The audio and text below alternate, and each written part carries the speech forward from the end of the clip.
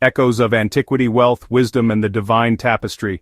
Welcome to our channel. Today we're diving into the ancient world to uncover the top 5 richest people in the Bible. Let's explore their incredible wealth and the stories behind it.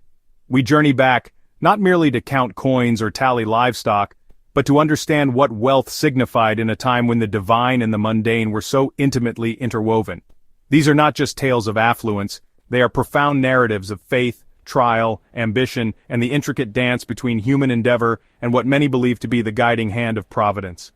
The concept of riches in these ancient texts often transcends mere material possessions. It speaks of blessings, of influence, of responsibility, and sometimes of the burdens that accompany great fortune. As we traverse the lives of these remarkable individuals, I invite you to consider the landscapes they inhabited, the societies they shaped, and the whispers of wisdom that echo from their experiences even to us, thousands of years later. What can their stories teach us about the nature of prosperity, the stewardship of resources, and the enduring human quest for meaning beyond material gain? Join me, Randolph Masamba, as we peel back the layers of history and scripture. We'll seek to understand not just how these figures amassed their fortunes, but how their wealth became a part of their spiritual journeys, their legacies, and the timeless lessons embedded within the sacred texts. Prepare to encounter kings, patriarchs, and righteous men, each with a unique story of prosperity that continues to fascinate and instruct. This is more than a list, it's an exploration into the heart of ancient abundance. Solomon, the gilded zenith of wisdom and wealth. Our journey into the annals of biblical wealth begins with a name synonymous with unparalleled wisdom and almost mythical riches, King Solomon. Son of the valiant King David, Solomon ascended to the throne of a united Israel, inheriting not just a kingdom, but a promise. His reign is often depicted as a golden age, a period where peace and prosperity flowed like the rivers of Eden. But what was the true extent of this legendary wealth, and from what springs did such abundance flow? The scriptures tell us that Solomon's riches were not merely happenstance. They were the fruit of astute governance, strategic alliances, and a keen understanding of the economic currents of his time. His kingdom became a nexus of trade, with caravans bearing exotic goods from Ophir, Tarshish, and Sheba. He forged powerful partnerships, like the one with Hiram of Tyre, which opened up maritime routes and access to precious materials, transforming Israel into a significant commercial power. Heavy tributes from vassal states further swelled his coffers, a testament to the kingdom's regional dominance. Taxation, meticulously organized, also played its part, channeling the productivity of the land and its people into the royal treasury. Solomon, it seems, possessed a Midas touch, turning every venture, every alliance into gold, silver, and resources that would astound the ancient world. His control over vital trade routes was like holding the keys to the era's commercial arteries. The sheer scale of his possessions, as described in the Book of Kings, staggers the imagination. Gold, it is said, was as common as stones in Jerusalem during his reign. Silver, too, flowed in abundance. He amassed a formidable chariot army, with thousands of horses stabled in specially built cities. His landholdings were vast, his palaces opulent, reflecting a monarch whose resources seemed limitless, a sovereign whose material splendor mirrored his famed intellect. Yet perhaps the most enduring symbol of Solomon's wealth and devotion was the construction of the first temple in Jerusalem. This magnificent edifice, overlaid with pure gold and crafted with the finest materials, was not just a place of worship, but a statement of Israel's glory and Solomon's piety. It was a project of immense scale, requiring resources and craftsmanship drawn from across his realm and beyond, a testament to his organizational prowess and his boundless treasury. The Bible famously declares in 1 Kings 10:23, King Solomon was greater in riches and wisdom than all the other kings of the earth. This wasn't just hyperbole, it was a contemporary assessment of a king whose court dazzled foreign dignitaries, like the Queen of Sheba, who came to witness his wisdom and behold his magnificence, leaving convinced that the reality far surpassed the reports. Her lavish gifts further added to his treasure. But what is the deeper meaning here? Was Solomon's wealth a direct reward for his initial prayer for wisdom? The texts suggest a profound connection. His ability to govern wisely, to discern truth, and to manage complex affairs undoubtedly contributed to the kingdom's stability and economic success. It raises an enduring question: does wisdom cultivate prosperity, or does prosperity provide the platform for wisdom to flourish? We must also consider the international stage upon which Solomon operated. His diplomatic efforts, his marriage alliances, and his reputation for sagacity created an environment where trade could thrive and wealth could accumulate. His reign was largely peaceful, allowing for the cultivation of arts, commerce, and monumental building projects that would have been impossible in times of conflict. He was, in essence, a master statesman and an economic visionary. However, the narrative of Solomon's wealth also carries a cautionary undertone. The vast resources required to maintain such splendor, the heavy taxation and the forced labor, particularly in his later years, sowed seeds of discontent that would eventually contribute to the kingdom's division after his death. It reminds us that great wealth brings great responsibility, and its management can have far-reaching consequences, for good or ill. So, as we reflect on Solomon, we see not just a king of immense riches, but a complex figure whose story explores the interplay of divine blessing, human ingenuity, the pursuit of wisdom, and the potential pitfalls of earthly grandeur. His legacy is a dazzling tapestry woven with threads of gold and profound insight, a story that continues to challenge our understanding of true prosperity. Abraham, the patriarch's covenant and earthly blessings. We now turn our gaze to a figure who stands as a bedrock of faith for three world religions. Abraham, originally Abram. His story is not one of palaces and golden temples, but of tents pitched under vast desert skies, of a nomadic journey guided by a divine call. Yet amidst this life of movement and faith, Abraham amassed considerable wealth, a prosperity that the scriptures intimately link to the covenant he shared with God. The book of Genesis, chapter 13, verse 2, states quite plainly, Abram had become very wealthy in livestock and in silver and gold. This wasn't wealth acquired through conquest or intricate trade networks like Solomon's, but through diligent husbandry, divine blessing, and the natural increase of his possessions in a pastoral society. His riches were tangible, walking, breathing assets, vast herds of cattle, sheep, and camels, the lifeblood of a nomadic chieftain. Imagine the scene: sprawling encampments, the air filled with the sounds of livestock, a testament to Abraham's status and managerial skill. In that ancient context, livestock represented not just food and resources but also status, security, and the primary measure of one's earthly success. The silver and gold he possessed likely came from trade, perhaps exchanging surplus animals or animal products, or from gifts and interactions with settled communities and rulers he encountered on his journeys. His household was substantial, including many servants, which in itself was an indicator of wealth and influence. Managing such a large and mobile enterprise required immense skill, foresight, and leadership. It meant finding pasture and water in often harsh environments, negotiating passage through different territories, and protecting his people and possessions from raiders or disputes.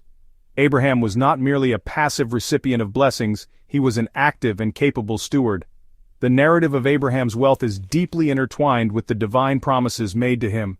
He was called to leave his homeland with the assurance that he would become a great nation and that he would be blessed. This blessing, it appears, manifested not only in the promise of descendants, but also in material prosperity, a sign perhaps of God's favor and faithfulness in the eyes of his contemporaries. Consider his interactions with other powerful figures. When he journeyed to Egypt, his substance was notable. When he parted ways with his nephew Lot, the land could scarcely support both their extensive herds, compelling them to separate. This detail underscores the sheer scale of Abraham's holdings. His wealth was such that it necessitated strategic decisions about land use and resources, a common challenge for prosperous nomadic leaders. Furthermore, Abraham's wealth enabled him to act with generosity and authority. He could rescue Lot with his own trained men, indicating a significant private force. He could refuse the spoils of war offered by the king of Sodom, demonstrating an independence and integrity rooted in his trust in God's provision, rather than human benefactors. His riches did not seem to corrupt his character but rather provided him with the means to live out his faith and responsibilities.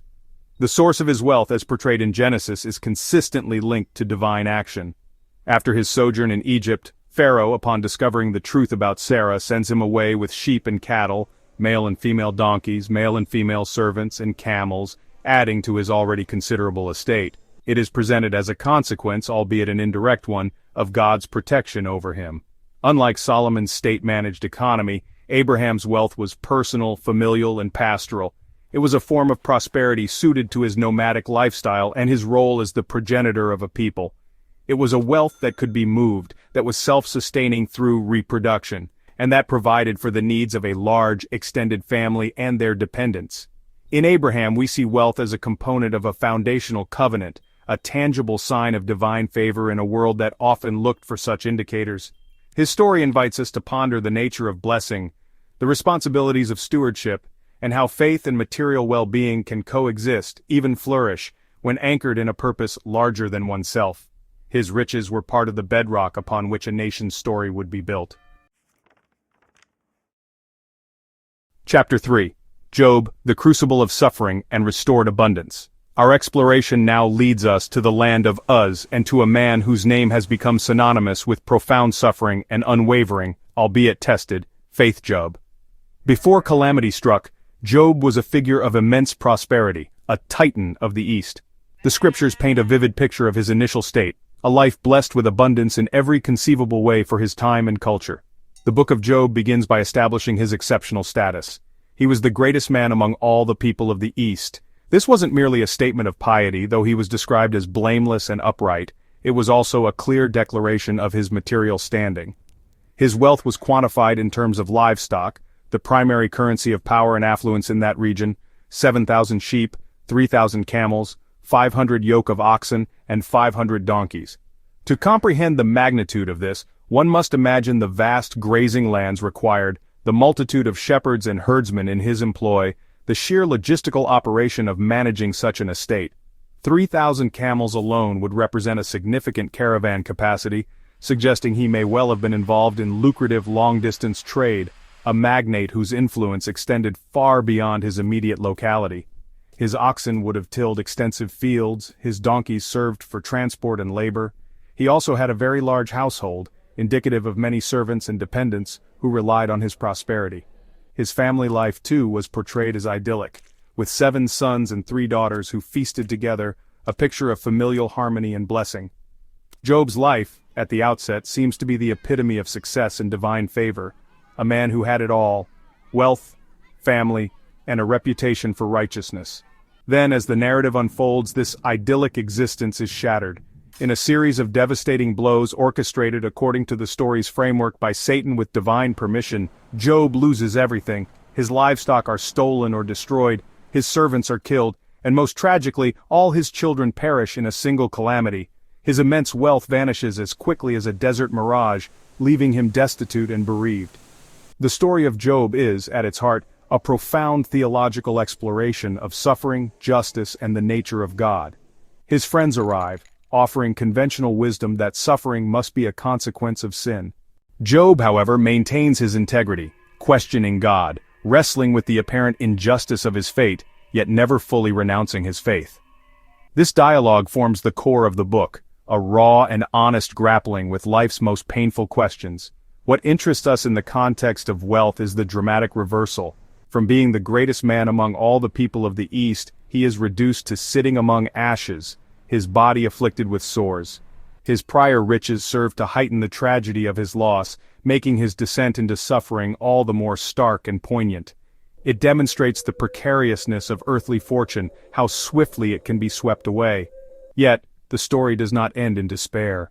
After Job's profound encounter with God, a powerful revelation of divine wisdom and sovereignty that transcends human understanding, his fortunes are restored, and not just restored but doubled. The Lord, the text says, blessed the latter part of Job's life more than the former part. He came to own 14,000 sheep, 6,000 camels, 1,000 yoke of oxen, and 1,000 donkeys. This restoration is significant. It's not merely a return to the status quo, but an amplification of his previous wealth.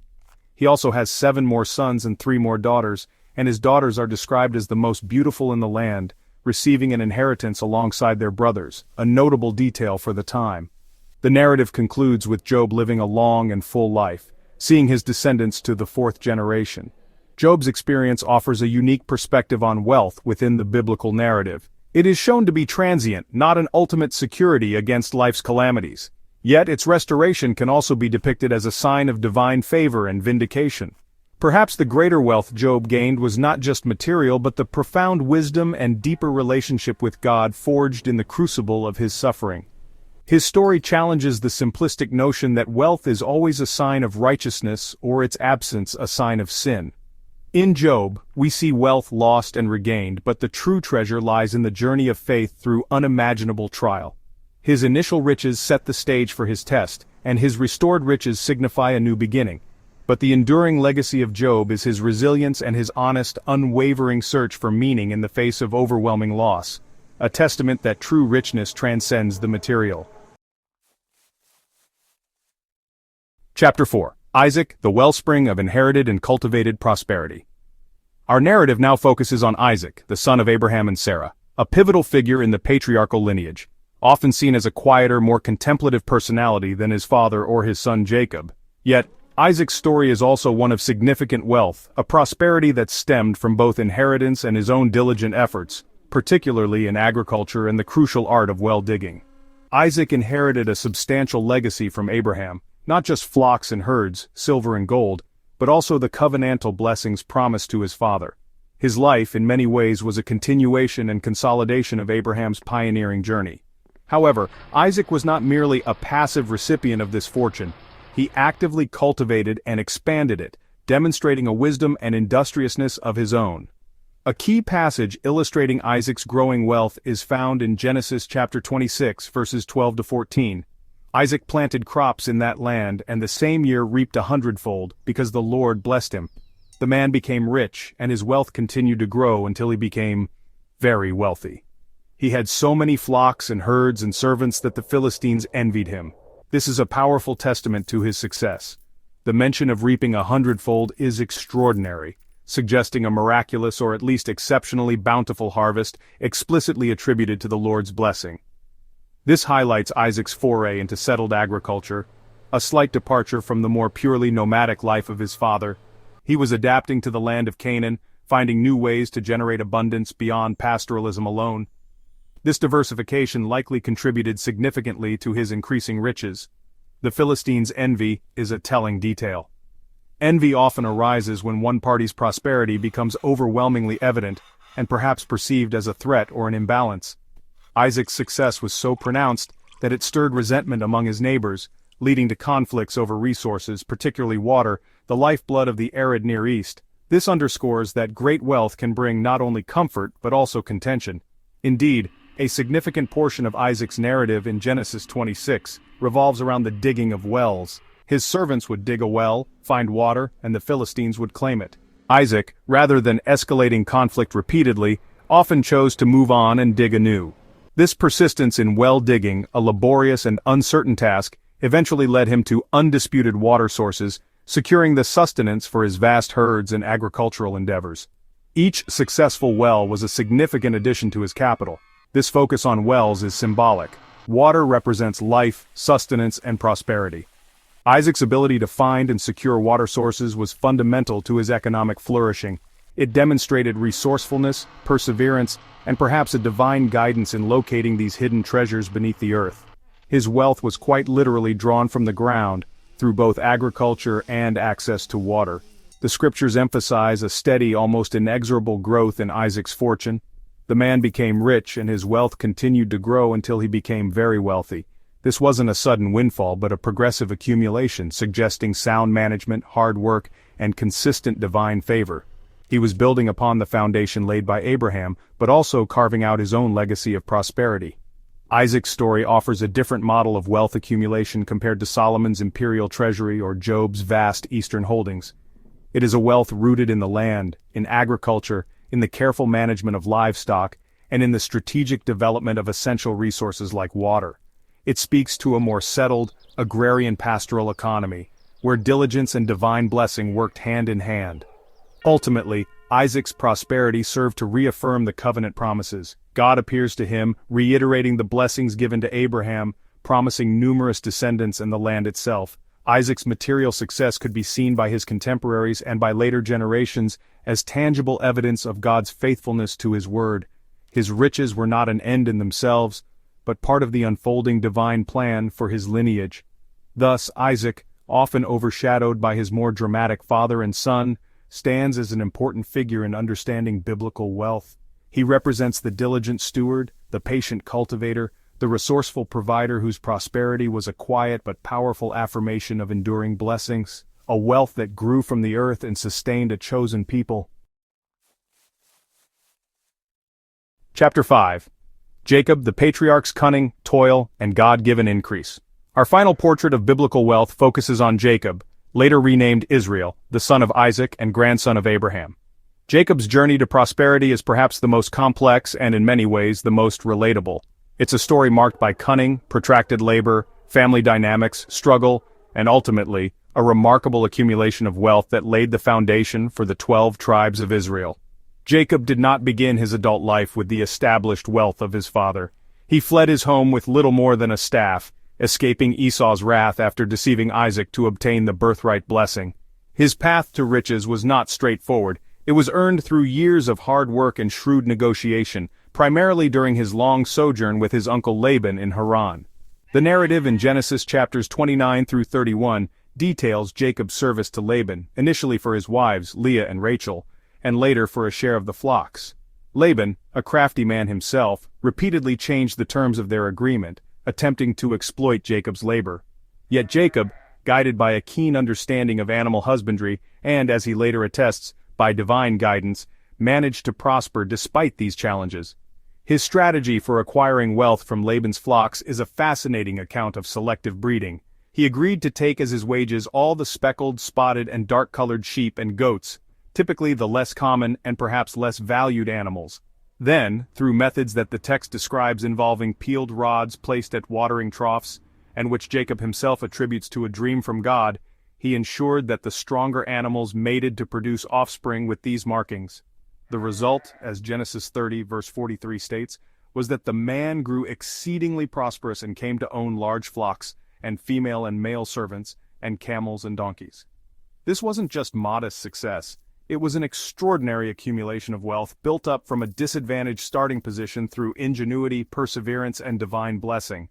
His flocks multiplied to such an extent that Laban and his sons grew envious, mirroring the earlier experience of Isaac with the Philistines. Jacob's wealth was not just in livestock.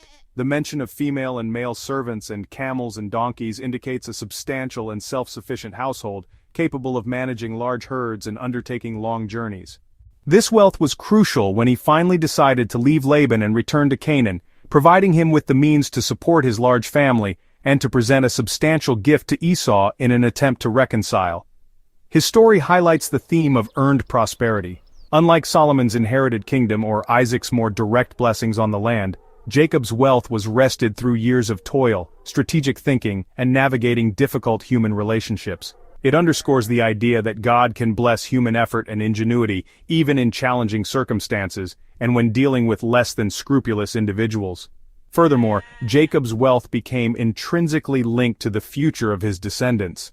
The large flocks he owned were the foundation of the pastoral economy of the early Israelites. Each of his 12 sons would become the progenitor of a tribe, and the collective wealth and identity of these tribes were deeply rooted in livestock and the land that could sustain them. The divine element in Jacob's enrichment is explicitly mentioned. He tells his wives that God had seen his affliction under Laban and had intervened to ensure his prosperity, taking Laban's livestock and giving them to him. This perspective frames his success not merely as cleverness, but as divine justice and faithfulness to the covenant promises made to his forefathers. Reflecting on Jacob's journey, we see a narrative where human cleverness and divine providence are closely intertwined. His story is a testament to resilience. He faced deception, endured long years of labor, and navigated complex family politics, yet emerged as an exceedingly prosperous patriarch. His wealth was hard-won, a symbol of his tenacity and of God's enduring commitment to the covenant line. Jacob's story, therefore, adds another dimension to our understanding of wealth in the Bible. It is a story of struggle and eventual triumph, of shrewdness blessed by divine favor, and of prosperity that became the inheritance of a nation.